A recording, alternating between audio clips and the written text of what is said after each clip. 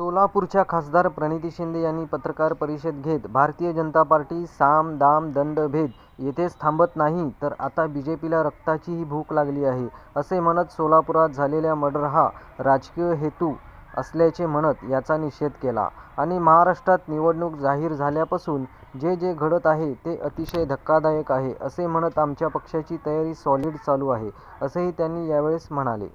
निवडणूक होती काँग्रेस जवळपास 48-49 जागांवरती लढती आहे। महाविकास आघाडीमुळे आपण लढताय, कशा पद्धतीची तयारी महाविकास आघाडीची काय सांगा? महाविकास आघाडीची तयारी अतिशय सॉलिड पद्धतीने चालू आहे, पण काल जो सोलापुरात प्रकार घडला खूप वर्षानंतर पहिल्यांदाच राजकीय हेतू पुरस्सर ह्या ठिकाणी एक मर्डर झाला आणि त्याचा ह्या ठिकाणी मी निषेध करते।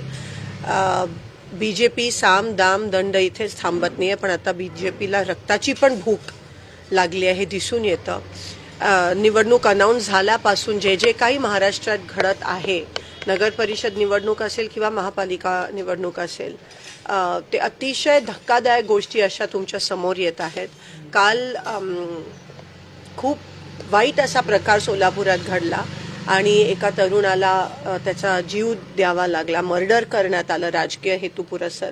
सगळ्यांना बीजेपीला पहिल्या दिवसापासून बिनविरोध निवडणुका सगळीकडे पाहिजे होत्या। मग आरोळवर आलेलं खूप मोठ्या प्रमाणातलं प्रेशर असेल, 3च्या नंतर देण्यात आलेले एबी फॉर्म्स असतील, बरेच आरोज आम्हाला अजूनही जी पाहिजे ती माहिती महाविकास आघाडीला देत नाहीये। तुम्हाला हे माहिती अजूनही याद्या त्या ठिकाणी डिक्लेअर झाल्या नाही आहेत, कोणतीही गोष्ट त्या ठिकाणी वेळेवर दिली जात नाही। खास करून आरो 2 जे असतील, मी आता मला नावं घ्यायची नाही आहेत, अजूनही ते इन्फॉर्मेशन देत नाही आहेत, याद्या देत नाही आहेत। CCTV फुटेज मागितलं गेलंय, कारण का 100% 3च्या नंतर डॉक्युमेंट्स देण्यात आले खिडकीतून आणि रूल प्रमाणे तुम्ही कोणतेही डॉक्युमेंट, मग एबी फॉर्म असू देत नसू देत, तुम्ही ते 3 वाजल्यानंतर तुम्ही देऊ शकत नाही, स्वीकारू शकत नाही। पण जे इलेक्शन इन्चार्ज आहे, जे आता महानगरपालिका आयुक्त आहेत, ते पण उडवाउडवीची उत्तरं देत आहेत, ढकलाढकलीची उत्तरं देत आहेत, एकमेकांवर ढकलण्याचा प्रयत्न करतायत। पारदर्शकता बिलकुल नाही आहे। काल आपण बघितलं की विड्रॉवलसाठी फरफटत काही कॅन्डिडेट्सना त्या ठिकाणी भाजपकडून नेण्यात आलं आणि सर्वात वाईट गोष्ट म्हणजे तो मर्डर जो ह्या ठिकाणी झाला।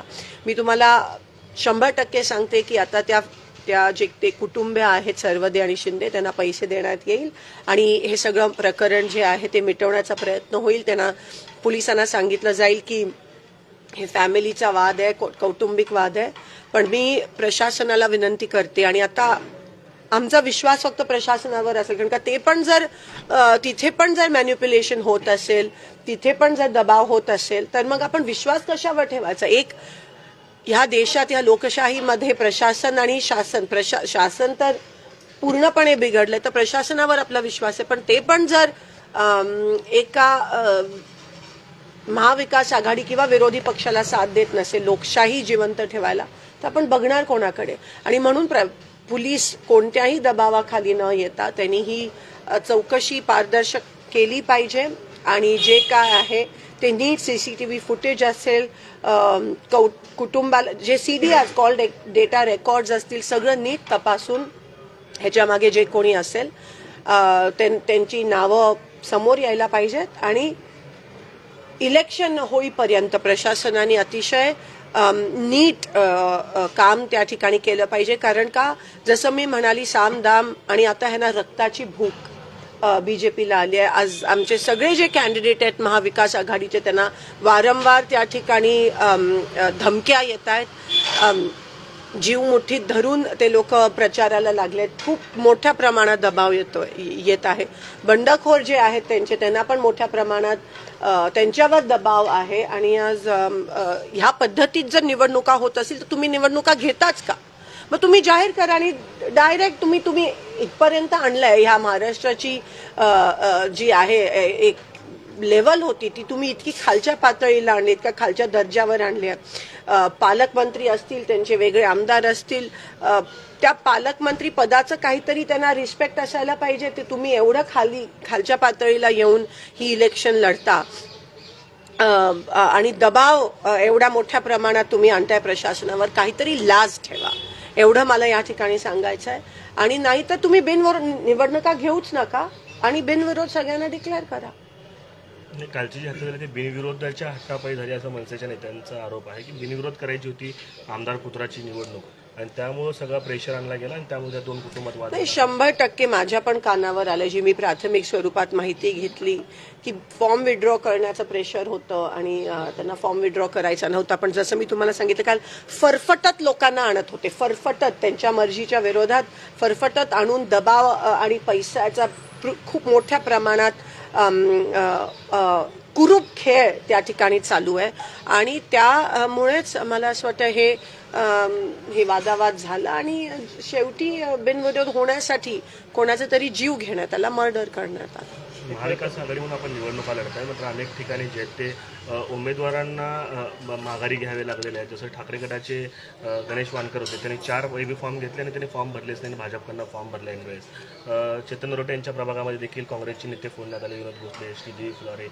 कुठेतरी विरोधक पूर्णपणे संपवण्याचा हा सगळा प्रयत्न आहे असं वाटतं. पहिली तर भाजपकडे ही लाजिरवाणी गोष्ट आहे की कॅन्डिडेट्सच नाही आहेत. जे काँग्रेस मुक्त देश बनवायचा प्रयत्न त्यांचा चाललेला, आज काँग्रेस युक्त भाजप होत आहे आणि त्यांना एवढ्या मोठ्या पक्षाला सगळं काही असून कॅन्डिडेटच नाही आहेत की ते आमचे कॅन्डिडेट्स घेत आहेत. ह्याच्यावरून कळतं की त्या पक्षाची परिस्थिती काय आहे आणि ज्या पद्धतीत ते राजकारण करतायत, पैशाचा खूप मोठ्या प्रमाणात खेळ. आणि अशा वेळेस मी खरंच मनापासून मी अभिनंदन करते त्या कॅन्डिडेटचे जे महाविकास आघाडीकडून लढायचा प्रयत्न करतायत.